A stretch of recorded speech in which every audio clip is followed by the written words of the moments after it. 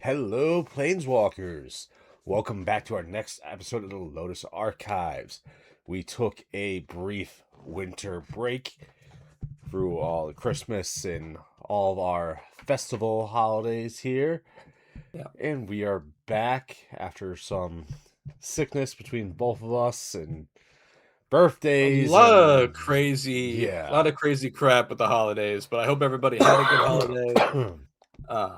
Hope everyone enjoyed their new year with their families and yeah, just had a great time overall. Exactly. So, we are officially getting into the spoiler season for Lorwyn It's about damn time. tomorrow.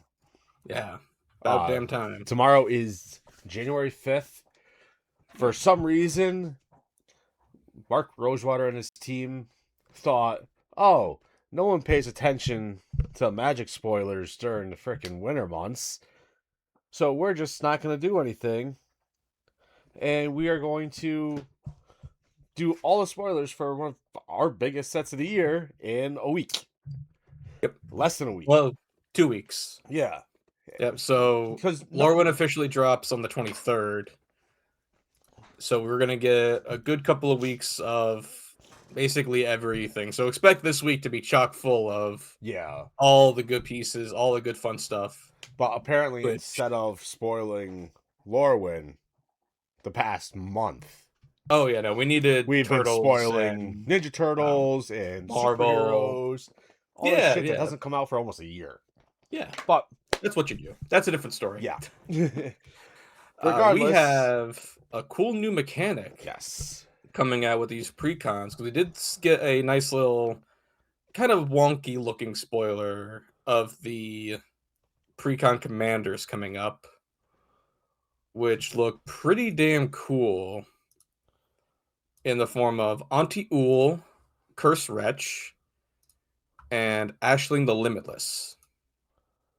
So I personally am more intrigued by Auntie Ool with her new Blight mechanic.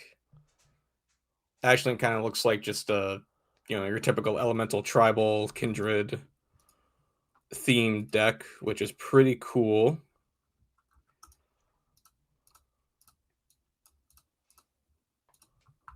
But today I think we're more interested in talking about this new Blight, as we've seen a couple of cards with Blight already spoiled here it's earlier. it's interesting. Yep. Um,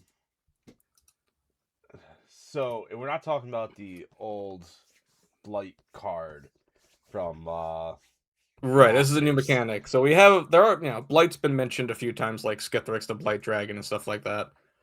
So Auntie Ool's got a pretty good reminder text here. She's one in Jund for a 4/4 Goblin Warlock with Ward Blight 2. So to Blight 2, a player puts two -1/-1 counters on a creature they control.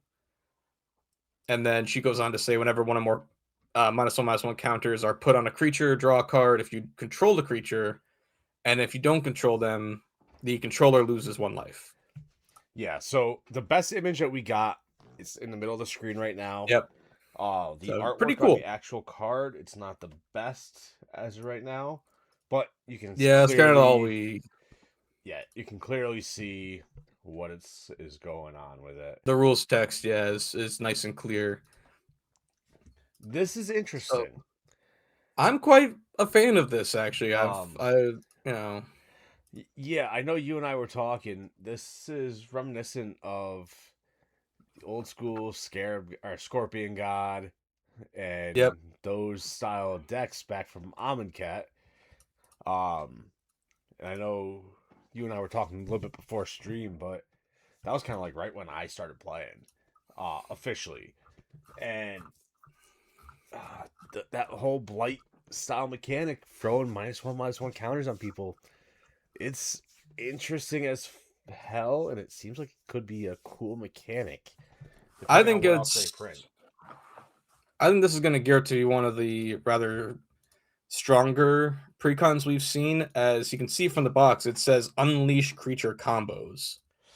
So I Yeah, think this is going to be a case of where we see some innate combo synergies actually put into the precon, which is probably why they decided to separate in the bracket system, the whole, okay, well, a precon isn't going to necessarily be the ground floor that everything is based off of, so that they could put combos into these things. As we've seen in other, synergies with these types of counters and plus and plus one counters and things like that, the amount of combos and things that can just fly off the rails is immense. Yeah. Between cards like Nest of Scarabs, Blowfly Infestation, Obelisk Spider, cards of those natures where, you put one or more counters like this of this type onto things and people lose life, you draw cards, things of that nature. It's a very aristocratic, drain-centered mechanic, which is cool. Yeah, it's best way to describe it is it's gonna be just a straight up, oh, you want to do that? Well, you're gonna get poisoned for doing that shit. Basically, yeah. And I think what's really cool is this one is like we have other mechanics like this in Wither, Infect, and we've seen it with Persist. Yep. All these different mechanics that inflict this type of like, damaging, draining effect to weaken creatures or weaken opponents for either some effect or some other type of benefit or gain. And each of those other ones, they require some form of damage or some other type of targeting to take place, but not with Blight. Blight is just, the player has to choose the creatures that get these counters. So this is going to be a really cool, I'm going to say power creep, but nice little bump, I think, for those of us who really enjoy this style of play, where you can get around, shroud, protection, things like that, as it's not targeting in any way. Even the player that you choose, right? If they just put the counters on a creature they control, it's not a target of the player. So even Shroud, which gives protection from targeting of any source, still won't protect you from this. And as I'm pretty sure we all know, indestructible creatures can still be killed with -1/-1 counters when their strength reaches 0. Oh yes. So Another this way is of going to be getting a around really that. cool, yeah. Which is why I love this. I love the Warlock drain effects. I love the dark magics and all those cool, fun aesthetics. So, Like, I mean, the image that we're getting of Auntie Uul, for those that are huge video game guys and gals, Auntie Uul is giving me serious Priestess Gut vibes from a little Baldur's Gate bit, 3. yeah. At I'm least kind the of getting. I image that got I'm that as well. seeing. Of Yeah, course, it's very, very blurry, but I can see it. Goblin Warlock. Yeah. I mean, I'm not a big fan of goblins, to begin with, but I don't know. Maybe I'm eager to see what the second, other legendary will be in this deck, because it could be, sometimes we see the alternative commander sometimes can be better than what the face commander is. Oh, yes. So I'm eager to see what that looks like for this.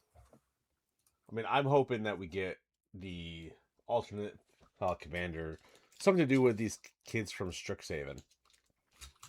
Yeah, that could be cool because we do have that.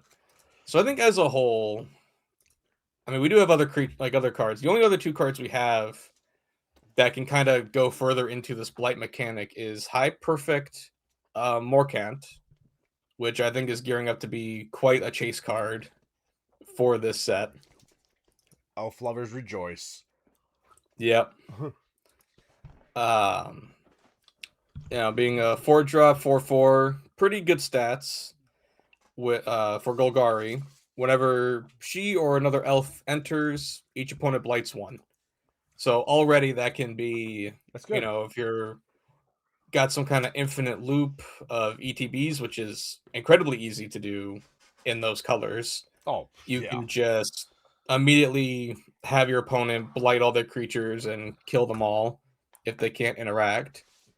And if that wasn't enough, you can also tap 3 untapped elves and proliferate. But you can only do that as a sorcery. So you can do it any number of times you want your turn, but you can't do it in response to anything or, with anything else on the stack. You have to do it at sorcery speed. Yeah, but at the end of the day, just proliferate Yeah. in an elf-centric deck, which that is. Yep. I don't give a shit if it's Still sorcery really good. speed. Yeah. Because if you're running all the token doublers and you're running all the token elves and Even all just that elves in shit, general, like elves are so prolific and so easy to get a huge board of. you could get 50 plus of them easily. Yeah. And that's a shit ton of times you could proliferate. Yep. So, I mean, as we've seen, with these two, there's plenty of persist combos that bring creatures back. There's so many ways that this can, take effect. But so the Morkan is one where it forces the opponent to blight, but we also have, let me make sure I get Dose of Dawnglow is another card that we have here. That's a 4 and a black instant. You return a creature from the graveyard to the battlefield. From your graveyard to the battlefield, and if it's not your main phase, you blight 2.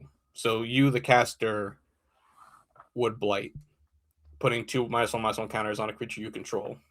Interesting.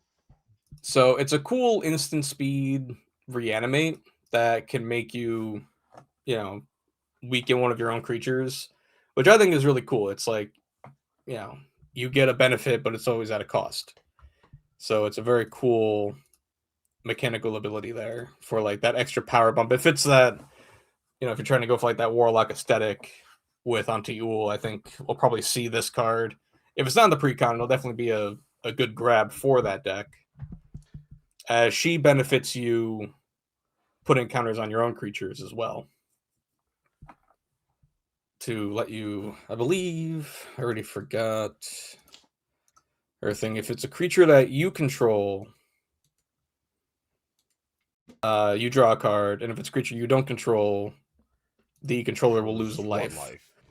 So it could be a fun way to drain with something like, Massacre Worm wouldn't work with this, as it's not putting counters on things. So, like, that's a big differentiation that should be made with this as well, is that just giving a creature -1/-1 wouldn't do anything with these. You have to actually put the counter on the card itself.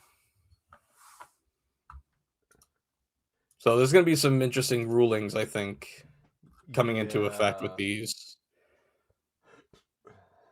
So we even have some ruling stuff with this about, hexproof and protection, to see how they affect Blight. So let's take a look, see, because say somebody plays Leyline of Sanctity, right?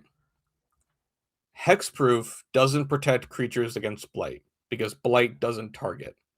It asks the player to choose one creature bypassing Hexproof and, basically causing that. Now, some of the Blight cards, as they're stating here, could say target player Blight N. So that could be a case where if the player has Hexproof, or if the player has Shroud of some form, then they may not be able to, then you wouldn't be able to target the player to choose. So,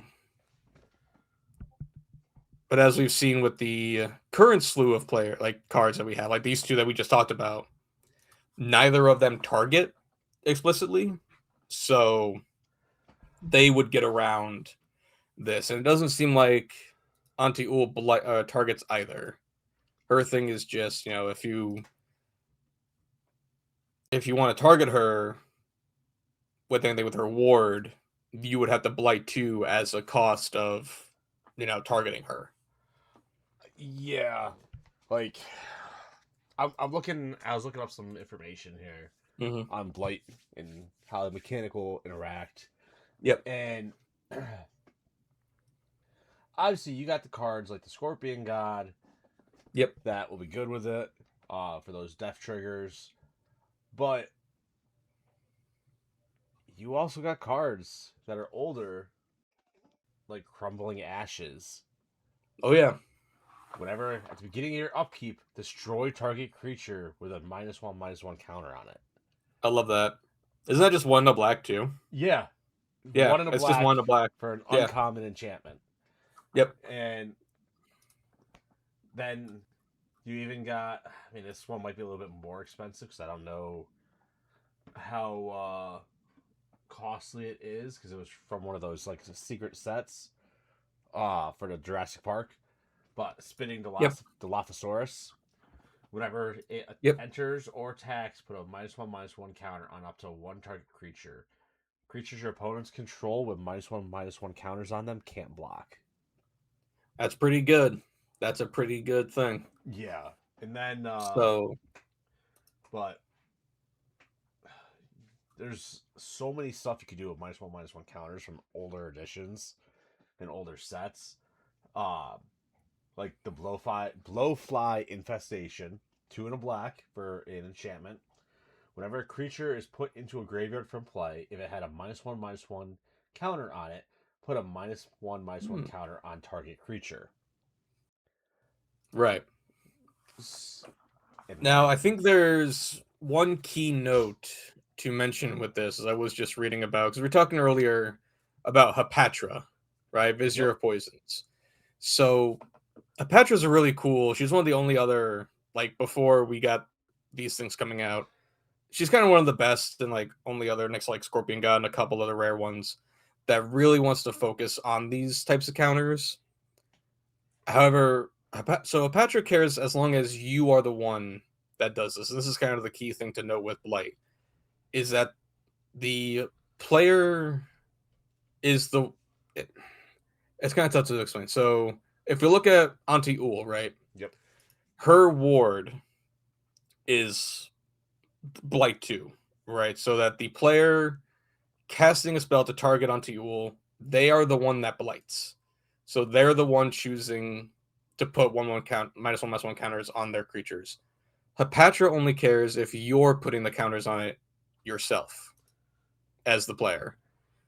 So because the opponent would choose to blight or is doing the blight stuff, Hapatra won't trigger in that case. As Morkan's blight will also not trigger because Morkan forces other players to put the counters on their creatures. So this is kind of like the big thing to note with that, where like High Perfect Morkan says that the other, the opponents are the ones who blight, whereas with Douse of Dawnglow, you would be the one who blights and chooses to put the counters on things. So that's going to be a very unique interaction that I think some players might get tripped up on, is just because, yes, a -1/-1 counter did get put on something, you really got to read the cards and understand, if it's saying you put the counters as the active player or if your opponent is putting the counters on it. Yeah, I could definitely see people getting confused by Yeah. that because I'm sure I would. Right. The But this is also its greatest strength, right? So like its greatest strength is that it gets around these other things and that gets around pretty much almost every form of protection that even I can think of for what most typical creatures have in a regular game of Commander. They typically will have their hexproof, they'll have their indestructible or protection from whatever. But even just having those things, that still doesn't protect against this. So this might be Wizards' way of trying to counterbalance some of their stuff, as this could probably even get around some forms of other ward, right? Yeah. As we've seen that become very prevalent and like single target things. So if the opponent just has one big buffed up, you know, Voltron style commander, this could be a pretty good way to drop them down a peg or two. All right, so I was looking at the history of like the -1/-1 counters. We've only really had 3. I'm gonna say blocks because they weren't sets back then. We had 3 blocks that had -1/-1 counters. The last time that we saw a block that focused on them was the Amonkhet Hour of Devastation set. Right. In 2017. So almost 10 years ago at this point. Yeah. I mean, apart from like Infect and you had Wither. Yep. Which I was so dedicated to trying to build a Wither deck at one point. Oh god. And it just flopped. I saw Scorpion God and I was like, oh hell yeah, let's go. Let's bring my opponents down. Now Wither is a cool mechanic in that it differed from Infect a little bit in how it kind of worked. In that like Wither dealt their combat damage to creatures in the form of -1/-1 counters, but their damage to players was still the same, which flip-flopped with Infect, where they dealt their combat damage to creatures still in the form of those counters, but their damage to players was dealt in the form of poison counters. So it was a little, they kind of separated the two in like, do you want to do poison or do you just want to drain your opponent's creatures? Yeah, Wither never really had that much like bunch like extra shit to go with. There's like a very neat set of things. Like there's an enchantment that gives your stuff Wither.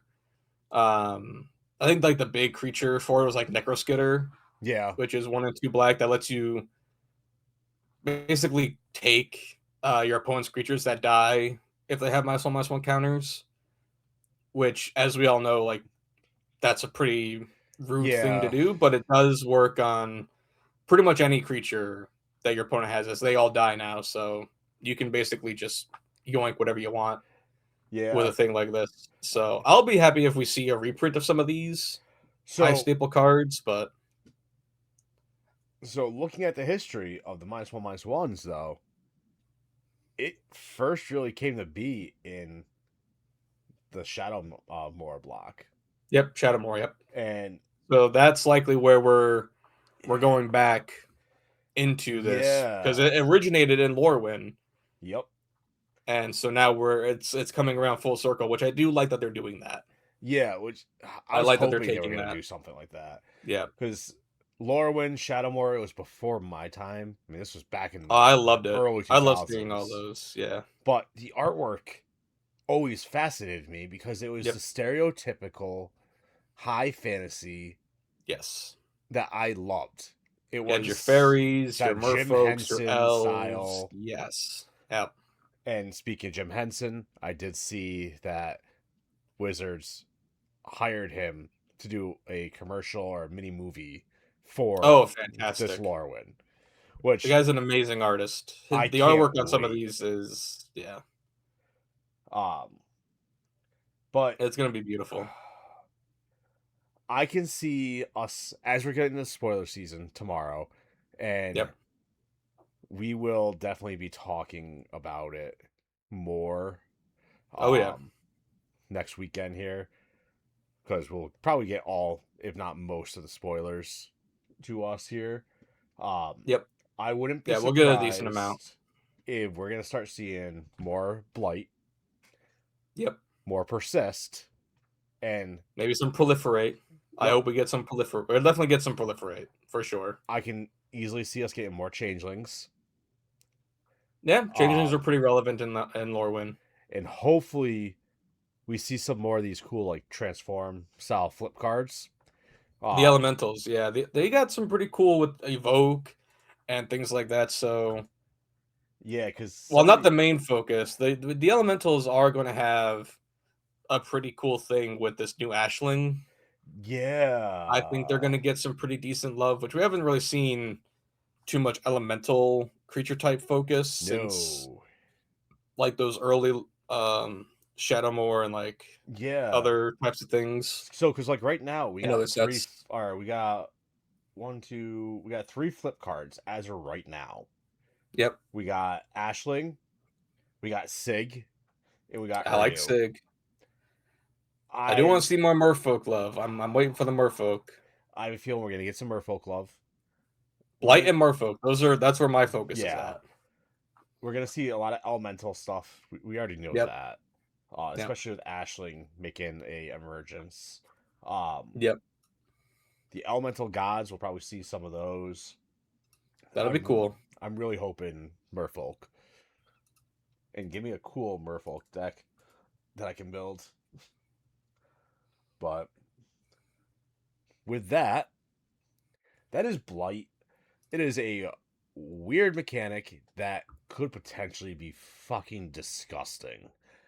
I'm hoping it's as good as I think it's gonna be here. Yeah, I could see it being very good, being quite potent, and if not maybe a little toxic for some. I could see this causing a few unique and strange interactions at the table that will likely require a bit more explanations going forward as we see more cards printed with this mechanic.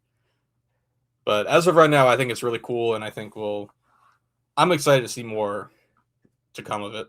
Yeah. So there's a quote that I want to finish this off with Hmm. that I got from mtgarena.pro, which is a blog style website that I frequent to get information and explain stuff that I don't understand fully.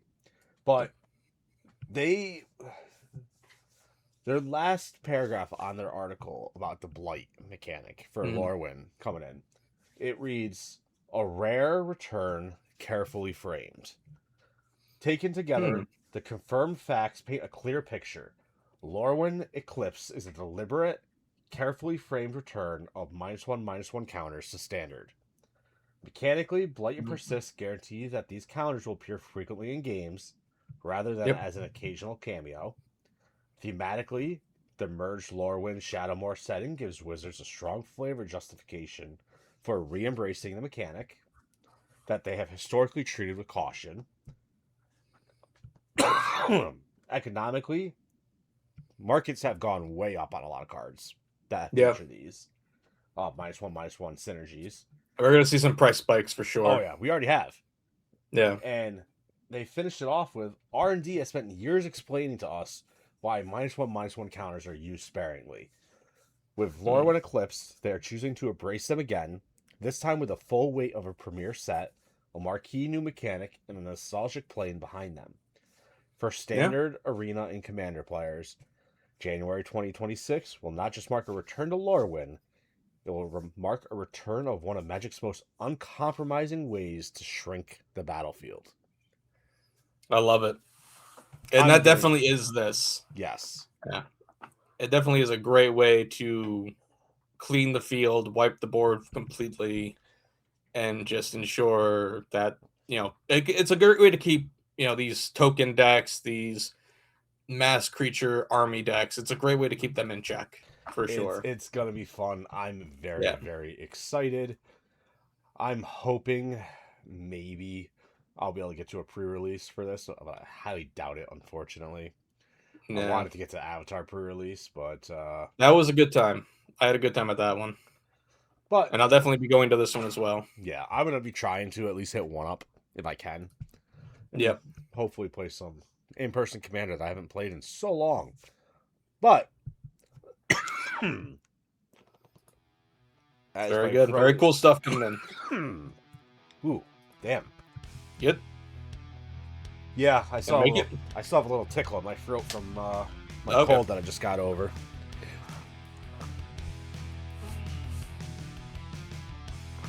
The longer I talk, the more it hurts. So yeah, I got a little bit of that too. A little lovely phlegm and all that grossness that we all love this time of year. But just coming down to the end of it here. Yeah.